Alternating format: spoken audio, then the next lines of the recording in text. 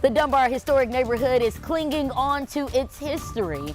At 12:02, we share why they're pushing against plans to put new housing on historic land. And it's a battle between the past and the present. We go to the ring for a preview of Tyson versus Paul in 14 minutes.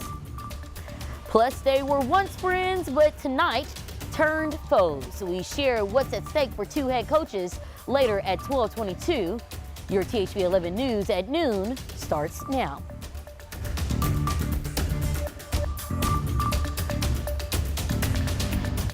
Well, thank you for joining us on this beautiful fall Friday. I'm here with my friend meteorologist Nathan Scott. And Nathan, let me tell you, I've been up since 3 o'clock this morning. Ooh. And we were outside, and oh, it was chilly. It was chilly. Yes. I'll give you that, because temperatures this morning started off into the 30s in many areas.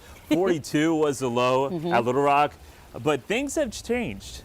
With all the sunshine, we warmed up very nicely. It feels good. It feels great out here right now. Even in the shade, it feels good. 65 is the number at Little Rock. It's 67 in Pine Bluff, 67 in Arkadelphia. And you can see no clouds whatsoever here in central Arkansas. All the clouds primarily are into northeast Arkansas. A little bit on the breezy side. Those winds are moving around about 6 to as high as 12 miles per hour from the east and southeast. And here's what you can expect through the rest of your Friday. Get outside and enjoy. Temperatures today will flirt with 70 degrees. If you're headed to those high school football playoff games, though, take a coat, take a jacket, because temperatures will quickly slide down into the 50s. And I think by the fourth quarter, we'll see the numbers drop down into the 40s. Highs today, primarily into the upper 60s, low 70s down to South Arkansas, and lows tonight dropping down into the upper 30s to low 40s. There could be some areas of fog developing. I'll have more on that and have your full weekend forecast coming up.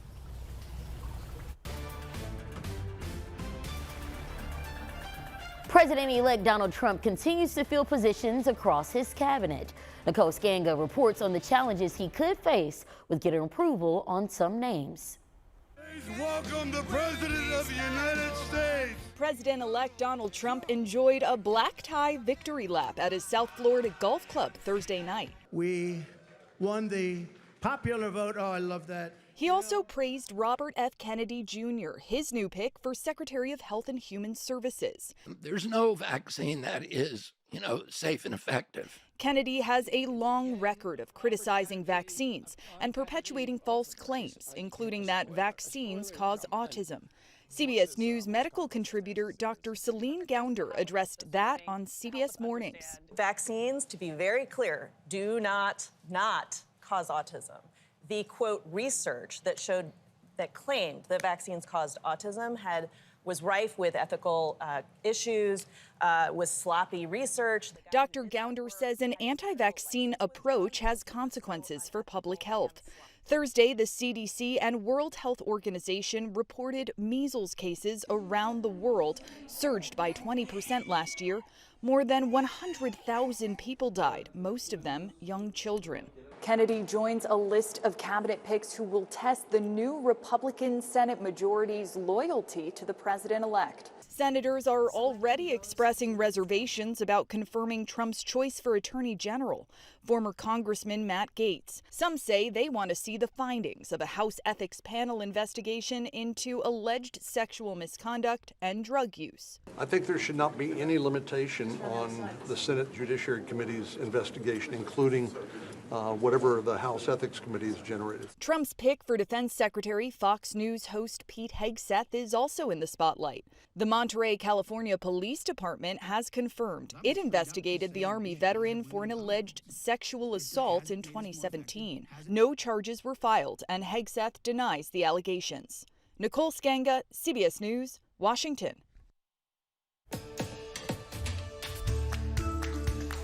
Well, today in North Little Rock, leaders are changing the name of 7th Street Elementary to honor the 6 people who played a role in desegregating what's now the only high school in the district. In 1957, 6 students tried enrolling at North Little Rock High School. The district, however, did not desegregate until 1964. Now, the efforts of those 6 students will be remembered by renaming 7th Street Elementary to the North Little Rock 6th Academy of Agriculture and Veterinary Sciences. Now, if you're someone with prior convictions and looking for a fresh start, there's an opportunity for you to do that happening now. A re-entry job and resource fair offers connections to new opportunities. The Little Rock Department of Communities program is hosting the event until 2 o'clock at the Southwest Community Center.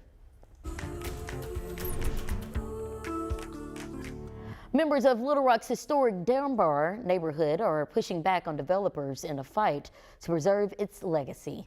3 months ago, a home full of history was torn down, leaving behind an empty lot.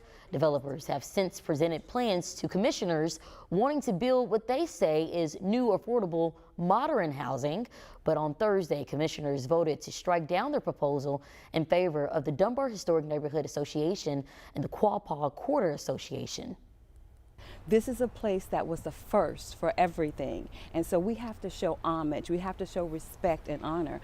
And this home sit on what we call the Bush's Row from this businessman, John E. Bush, that started these insurance companies across the country. Angel Burt with DHNA says she will continue fighting to maintain history. Meanwhile, support staff with the Pulaski County Special School District could soon get a raise. Administrators previously voiced concerns over recent job shortages, blaming it on the lack of pay. In response, the district will vote next month on a proposal that could result in a pay increase.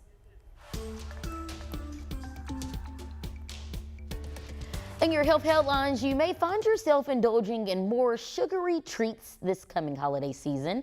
Kristen Mitchell shares advice on how to avoid issues by cutting back. The season of sweets is never ending at Regina's Candies in St. Paul. How much sugar do you eat a day, you think? A lot. What does sugar do to our body? It goes into our bloodstream, and then our friend insulin puts it into our cells so that we can utilize it for energy. Dr. Allison Golnick is an integrative pediatrician at Allina Health. If we have too much sugar, insulin can burn out, causing diabetes.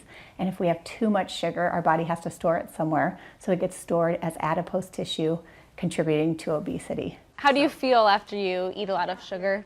Do you notice a change in your body?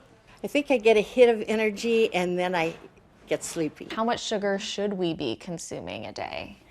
In general, you want to have less than 25 grams of added sugars. A little more maybe for men, a little less for kids. 25 grams of sugar is about 6 teaspoons. May sound like a lot, but it's easy to consume that amount in just one serving. These candy bars, for example, have about 25 grams of sugar.